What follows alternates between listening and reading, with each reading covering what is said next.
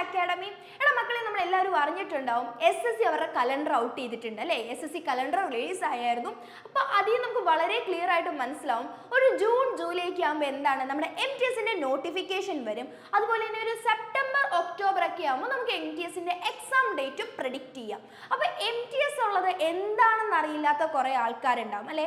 MTS എന്താണ്, അതിന് qualification എത്രയാണ്, ഏജ് ലിമിറ്റ് എത്രയാണ്, ഇതൊന്നും അറിയില്ലാത്ത കുറേ ആൾക്കാരുണ്ടാവും. അപ്പോൾ അവർക്ക് വേണ്ടിയിട്ടുള്ളതാണ് ഈ വീഡിയോ. ജസ്റ്റ് നമ്മൾ MTS എന്താണ്, അല്ലെങ്കിൽ അതിൽ എന്തൊക്കെ പോസ്റ്റ് ഉണ്ട്, ആ കാര്യങ്ങളൊക്കെയാണ് നമ്മൾ ഈ വീഡിയോയിൽ ഡിസ്കസ് ചെയ്യുന്നത്. അപ്പോൾ ആരും തന്നെ വീഡിയോ സ്കിപ്പ് ചെയ്യരുത്, ഫുള്ളായിട്ട് മാക്സിമം കാണാൻ തന്നെ ശ്രമിക്കുക. ഓക്കെ അല്ലേ?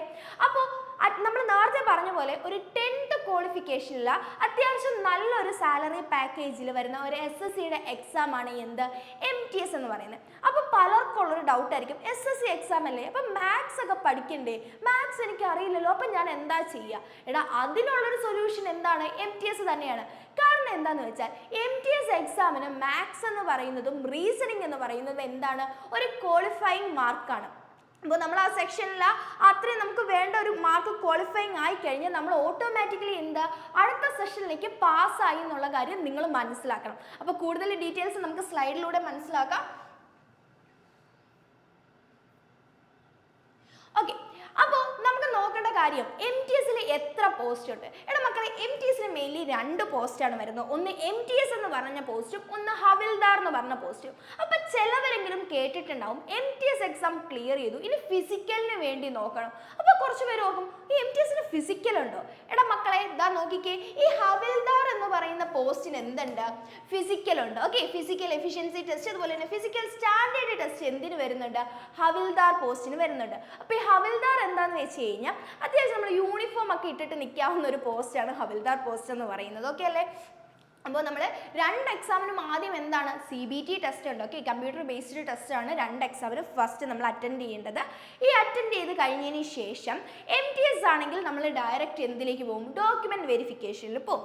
ഇനി അതേസമയം MTS അല്ല, നമ്മൾ ഹവിൽദാറിനാണ് പ്രിഫറൻസ് കൊടുത്തതെങ്കിൽ നമ്മൾ അത്രയും മാർക്ക് സ്കോർ ചെയ്തിട്ടുണ്ടെങ്കിൽ നമുക്ക് CBT ടെസ്റ്റ് കഴിഞ്ഞാൽ നമ്മൾ അടുത്ത എന്തിലേക്കായിരിക്കും പോകുന്നത്, നമ്മുടെ ഫിസിക്കൽ ടെസ്റ്റിലേക്കായിരിക്കും. വലിയ പാടൊന്നുള്ള ഫിസിക്കലൊന്നും ആയിരിക്കില്ല, നമ്മൾ എല്ലാവർക്കും എന്ത് ചെയ്യാൻ പറ്റും, ക്ലിയർ ചെയ്യാൻ പറ്റുന്ന ഒരു ഫിസിക്കൽ തന്നെയാണ് എന്തിന്, ഹവിൽദാറിനുള്ളത്. ഓക്കെ അല്ലേ? നമ്മൾ പറയുന്ന ലോങ് ജമ്പോ ഹൈ ജമ്പോ ഒന്നുമില്ല, ജസ്റ്റ് ഒരു വാക്കിംഗ് മാത്രമേ എന്തുള്ളൂ ഈ ഫിസിക്കലിന് വരുന്നുള്ളൂ. ഓക്കെ, ഇനി നമ്മൾ നേരത്തെ പറഞ്ഞായിരുന്നു എന്താ, 2 സെഷനിലായിട്ടാണ് MTS നടത്തുന്നത്. ഓക്കെ, സെഷൻ 1 ഉണ്ട്, സെഷൻ 2 ഉണ്ട്.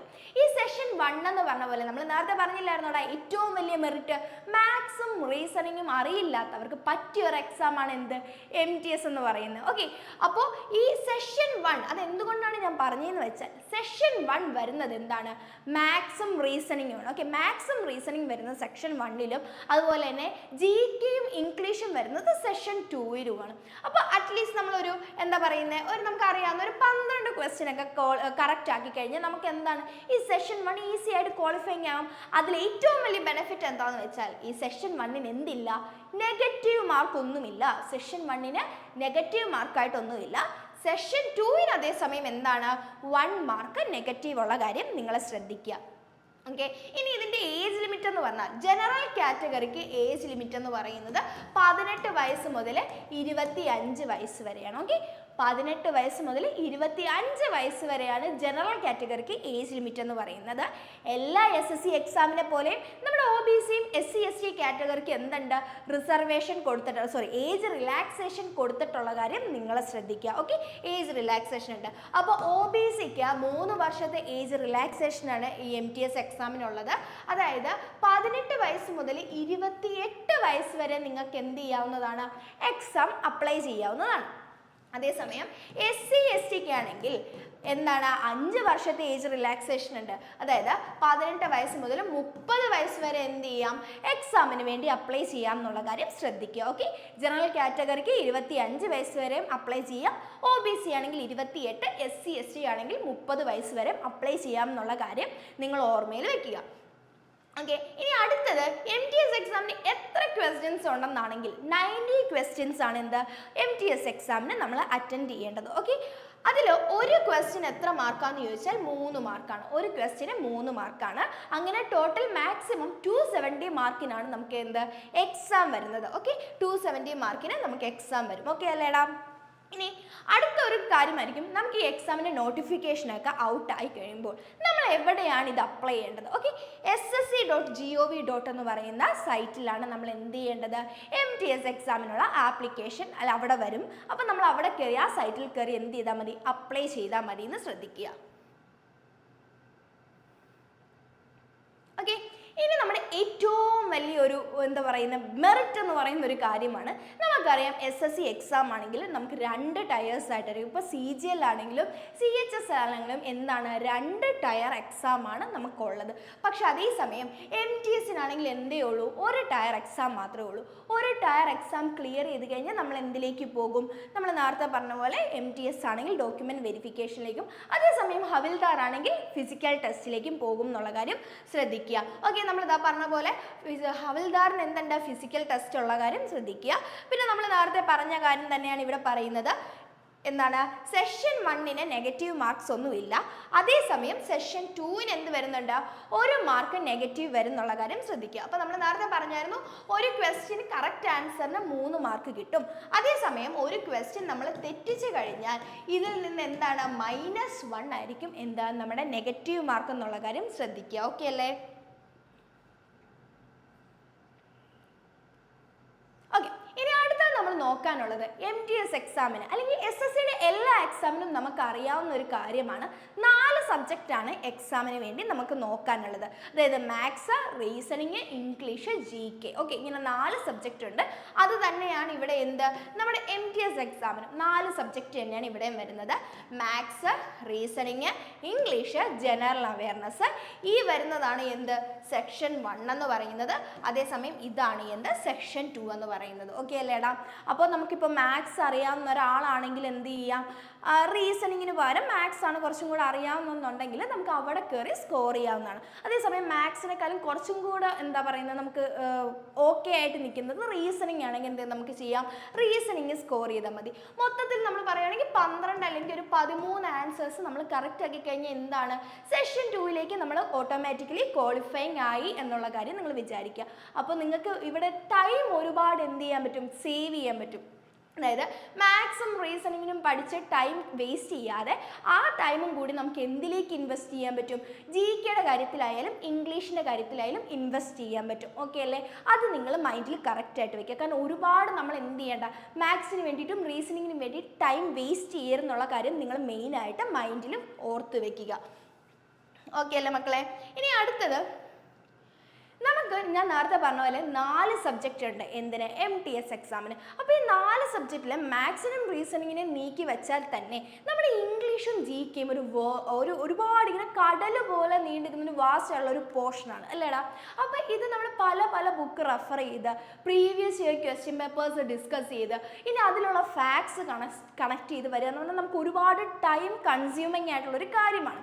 അപ്പോൾ നമുക്ക് എന്ത് ചെയ്യാം, അത്യാവശ്യം നല്ല രീതിയിൽ തന്നെ ഒരു കോച്ചിങ് ഒക്കെ ആയിട്ട് നിങ്ങൾ മുന്നോട്ട് പോവുകയാണെങ്കിൽ നമ്മുടെ മുന്നിൽ ഒരു 6 മാസം നീണ്ടു നിവർന്ന് കിടപ്പുണ്ട്. നമുക്ക് അത്യാവശ്യം നല്ല രീതിയിൽ തന്നെ നല്ലൊരു മാർക്ക് സ്കോർ ചെയ്ത് തന്നെ MTS ക്ലിയർ ചെയ്യാൻ പറ്റും. നമ്മുടെ കേസ് പറയുകയാണെങ്കിൽ MTSൻ്റെ പുതിയൊരു ബാച്ച് April 20th സ്റ്റാർട്ട് ചെയ്യുന്നുള്ള കാര്യം നിങ്ങളെ അറിയിക്കുകയാണ്. നിങ്ങൾ ഇത് തന്നെ ജോയിൻ ചെയ്യുന്നതെന്നൊന്നും നമ്മൾ പറയുന്നില്ല. നിങ്ങൾക്ക് ഏതാണ് ഒരു ബെറ്റർ ഓപ്ഷൻ ആയിട്ട് തോന്നുന്നത് നിങ്ങൾക്ക് അത് ചൂസ് ചെയ്യാം. നിങ്ങൾക്ക് നമ്മളെ ട്രസ്റ്റ് ചെയ്ത് ഇതിലേക്ക് വരുവാണെങ്കിൽ നിങ്ങൾ ഒരിക്കലും നമ്മൾ എന്ത് ചെയ്യില്ല, നിരാശപ്പെടുത്തത്തില്ല. കാരണം അത്രയും ബെസ്റ്റ് ഫാക്കൽറ്റീസിനെ വെച്ച് തന്നെയാണ് നമ്മൾ എന്ത് ചെയ്യുന്നത്, ലൈവ് സെഷനായിട്ടൊക്കെ ക്ലാസ് പോകുന്നത്.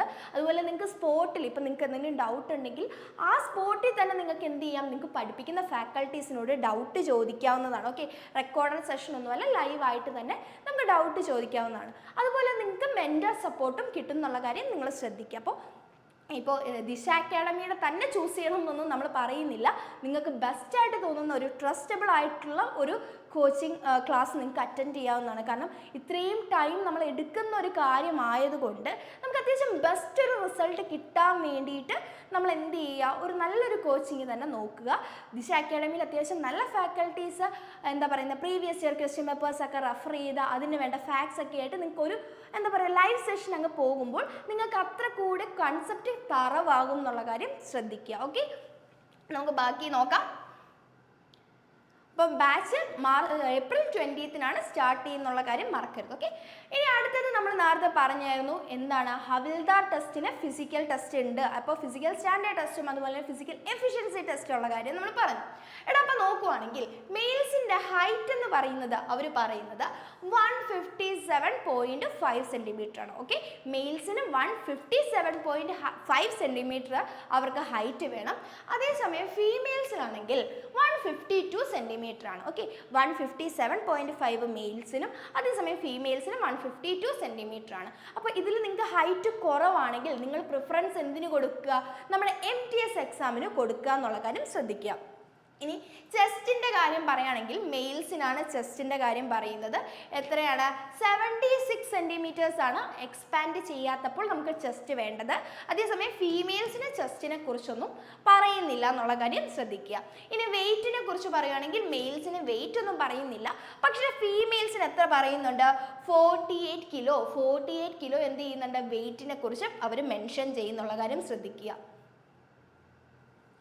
ഓക്കെ, ഇനി നിങ്ങൾക്ക് വേണ്ടിയിട്ട് ജസ്റ്റ് ഒരു ചെറുതായിട്ട് ഏതൊക്കെ ബുക്കാണെന്ന് നമ്മൾ പറയുന്നുണ്ട്. ബുക്സിനെ കുറിച്ചുള്ള ഡീറ്റെയിൽ വീഡിയോയും അതുപോലെ തന്നെ നമുക്ക് ഏതൊക്കെ സിലബസ് ആണെന്നുള്ള കാര്യവും അല്ലെങ്കിൽ എന്തൊക്കെ നമ്മൾ പഠിക്കണം, എങ്ങനെയൊക്കെയാണ് പഠിക്കേണ്ടതെന്നുള്ള കാര്യം നമ്മൾ പുറകെ വീഡിയോ ആയിട്ട് ഇടും. അപ്പോൾ ഇപ്പം നമ്മൾ ജസ്റ്റ് ഒന്ന് ബുക്സിനെ കുറിച്ച് പറഞ്ഞു പോകുന്നേ ഉള്ളൂ. ഇപ്പം നമ്മൾ മാത്സിന് വേണ്ടിയിട്ട് മാത്സിന് വേണ്ടിയിട്ട് നോക്കുകയാണെങ്കിൽ ഏതൊക്കെ ബുക്കാണ് ഉള്ളത്, ഒന്ന് ഒബ്ജക്റ്റീവ് അരിത്തമാറ്റിക്സ് എന്ന് പറയുന്നൊരു ബുക്കുണ്ട്. രണ്ടാമത്തത് quantitative aptitude four competitive exam എന്ന് പറയുന്ന ഒരു ബുക്ക്. അതുപോലെ തന്നെ മൂന്നാമത് SSC മാത്സ് സോൾവ്ഡ് പേപ്പേഴ്സ് എന്ന് പറയുന്ന 3 ബുക്കാണ് നമ്മൾ എന്ത് ചെയ്യുന്നത്, മാത്സിന് വേണ്ടിയിട്ട് കുറച്ചും കൂടെ യൂസ്ഫുൾ ആയിട്ട് നമുക്ക് മനസ്സിലായിരിക്കുന്നത്.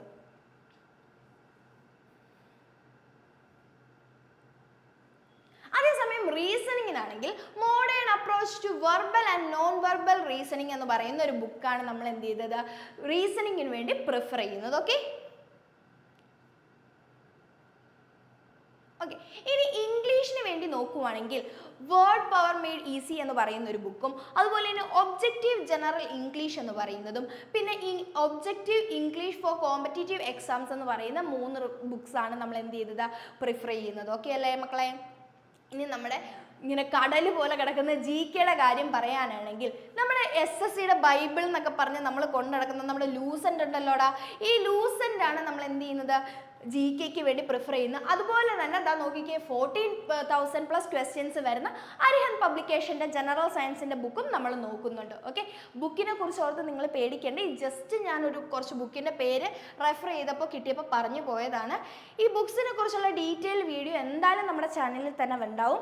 എങ്ങനെയാണ് MTSന് വേണ്ടി പ്രിപ്പയർ ചെയ്യേണ്ടത് അല്ലെങ്കിൽ MTSൻ്റെ സിലബസ് എന്താണ് എന്നൊക്കെ ഉള്ളൊരു വീഡിയോ എന്തായാലും പുറകെ വരും. ഇതെന്ന് പറയുന്നത് എന്താണ്, നമ്മുടെ ഒരു ജസ്റ്റ് ഒരു ഔട്ട്ലൈൻ വീഡിയോ ആയിട്ട് നിങ്ങൾ എടുത്താൽ മതി. ഓക്കെ, ഇതൊരു ഔട്ട്ലൈൻ വീഡിയോ ആണ്. ഇപ്പോൾ MTS എന്താണെന്നൊന്നും അറിയില്ലാത്തവർക്ക് ഉള്ളൊരു വീഡിയോ ആയിട്ട് നിങ്ങൾ കൺസിഡർ ചെയ്യുക. പക്ഷേ ഇത് അത്യാവശ്യം നിങ്ങൾക്ക് യൂസ്ഫുൾ ആയിരിക്കും എന്ന് ഞാൻ വിശ്വസിക്കുന്നു. ഓക്കെ, അപ്പോൾ നമ്മൾ മാക്സിമം എന്ത് ചെയ്യുക, ഈ 6 മാസ ടൈം കൊണ്ട് ഒരു പ്രോപ്പർ പ്ലാനോട് കൂടി എന്ത് ചെയ്യുക, നമ്മൾ ഈ എക്സാമിന് അപ്രോച്ച് ചെയ്യുക. അപ്പോൾ നമുക്ക് ഉറപ്പായിട്ടും എന്ത് ചെയ്യാൻ പറ്റും, ഈ എക്സാം ക്ലിയർ ചെയ്യാൻ പറ്റും എന്നുള്ള കാര്യം നിങ്ങൾ ഓർക്കുക. ഓക്കെ അല്ലേ മക്കളെ? അപ്പോൾ ഓക്കെ, താങ്ക് യു.